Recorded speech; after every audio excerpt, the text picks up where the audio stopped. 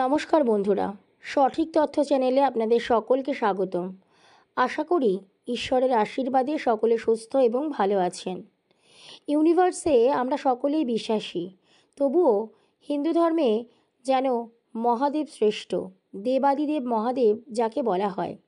এই শ্রাবণ মাসে মহাদেবের মাস, আর শ্রাবণ মাসে যারা মহাদেবের ব্রত পালন করেন, পূজা অর্চনা করেন, তারা নিজের জীবনের দুঃখ দুর্দশা থেকে চিরকালের মতো মুক্তি পায়।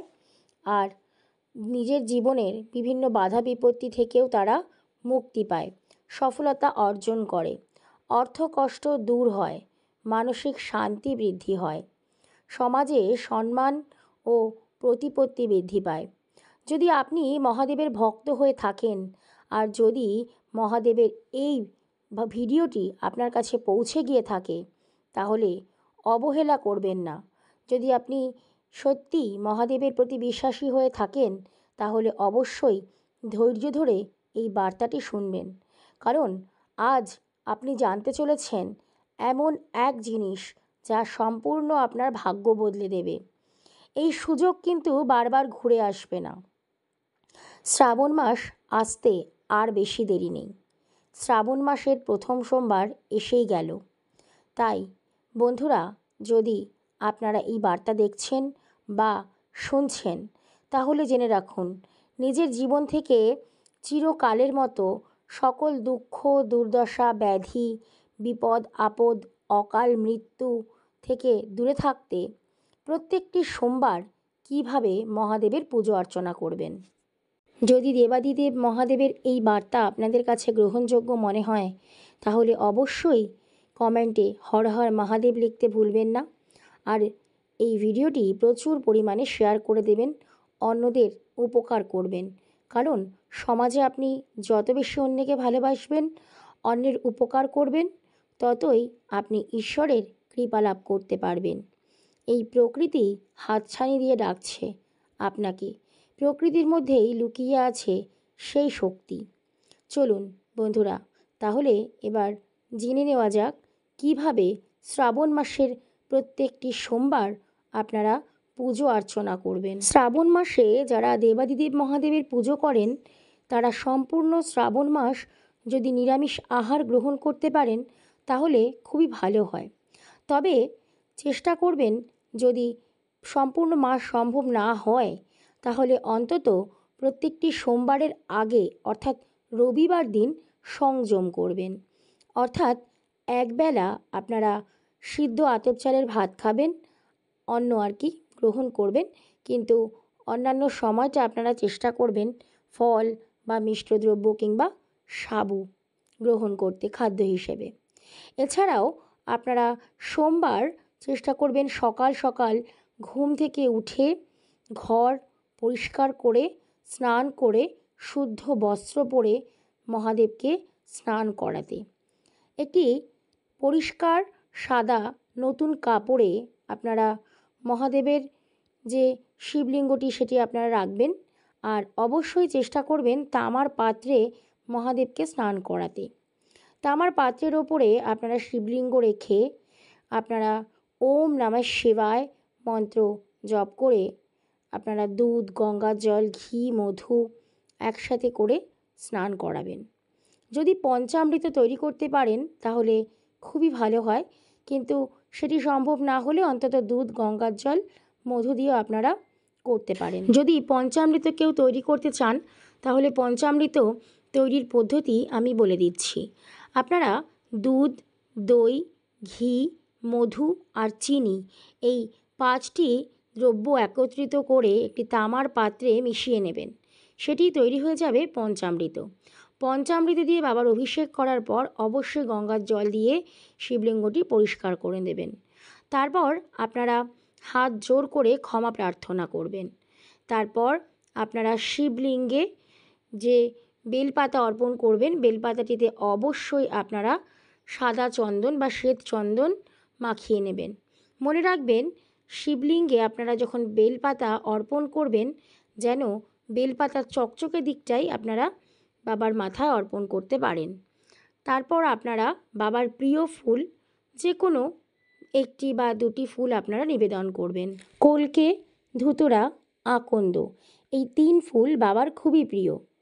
3টি ফুল সম্ভব না হলে অন্তত একটি ফুল দিয়ে বাবাকে আপনারা পুজো করার চেষ্টা করবেন। তারপর এবার আপনারা হাত জোড় করে বাবার কাছে ক্ষমা প্রার্থনা করবেন পুনরায়।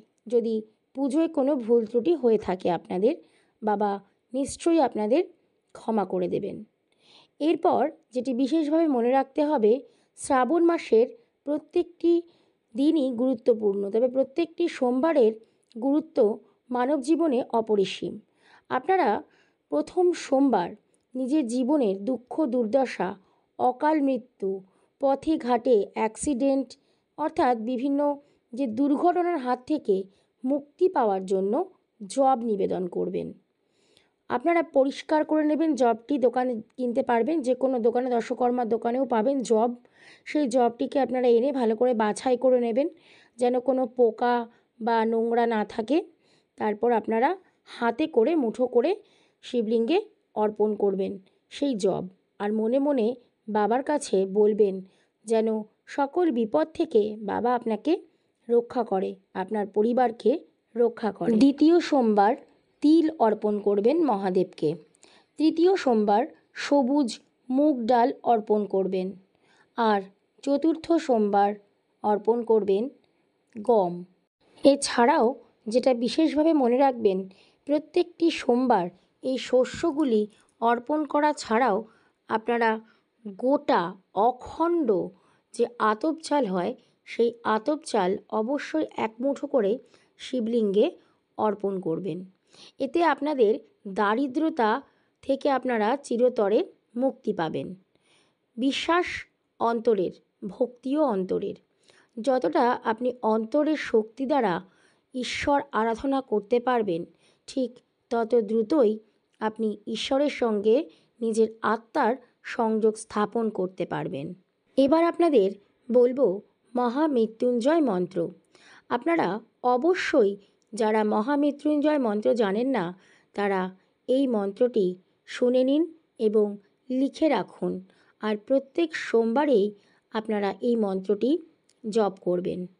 ওম ত্র্যম্বকম যজামহে সুগন্ধিম পুষ্টিবর্ধনম উর্বারুকমিব বন্ধনায় মৃত্যুর্মুক্ষীয়মামৃতাৎ। এরপর যদি সম্ভব হয় অবশ্যই শিবের স্তোত্রম পাঠ করতে ভুলবেন না। আমি আপনাদের শিবাষ্টক স্তোত্রমটি পাঠ করে শোনাচ্ছি। শিবাষ্টক স্তোত্রম। প্রভুমি শামনি সমহেশ গুণং গুণহীন মহিষ গরলাভরণম রণনির্জিত দুর্জয় দৈত্যপুরং প্রণমামি শিবং শিব কল্পতরুম গিরিরাজ সুতাম্মিত রামতনুং তনুনিন্দিত রাজিত কোটিবিধুম বিধি বিষ্ণু শিরোধৃত পদযুগং প্রণমামি শিবং শিব শশলাঞ্ছিত রঞ্জিত সম্মুকুটং কোটিলম্বিত সুন্দর কৃত্তিপটম সুরশৈবালিনী কৃতপুতজটং প্রণমামি শিবং শিবকল্পতরুম নয়নত্রয়ভূষিত চারুমুখং মুখপদ্মবিরাজিত কোটিবিধুম বিধুখণ্ড বিমণ্ডিত ভালতটং প্রণমামি শিবং শিবকল্পতরুম বৃষরাজ নিকেতনমাদিগুরুং গরলাসনমাজি বিষণধরম প্রমথাধীপ সেবক রঞ্জকং প্রণমামি শিবং শিবকল্পতরুম মকরধ্বজ মত্তমাতঙ্গহরং কবিচর্ম সনাগ বিরোধকরম বরমার্গ গণ শূল বিষণবরং প্রণমামি শিবং শিবকল্পতরুম জগদুদ্ভব পালননাশকরং ত্রিদিবেশ শিরোমণি খ্রীষ্টপদম প্রিয় মানব সাধু জনৈক গতিং প্রণমামি শিবং শিবকল্পতরুম অনাথং সুদিনং বিভ বিশ্বনাথ পুনর্জন্ম দুঃখাৎ পরিত্রাহি শম্ভো ভজতঃ খিল দুঃখ সমূহ হরং প্রণমামি শিবং শিবকল্পতরুম। ওম তৎসৎ ইতি শিবাষ্টক স্তোত্রম সমাপ্তম। এবার আপনাদের শোনাবো প্রণাম মন্ত্র। ওং মহাদেবাং মহাত্যানাং মহায়োগিনমীশ্বরং মহাপাপহরং দেবং कराय নমো নমঃ।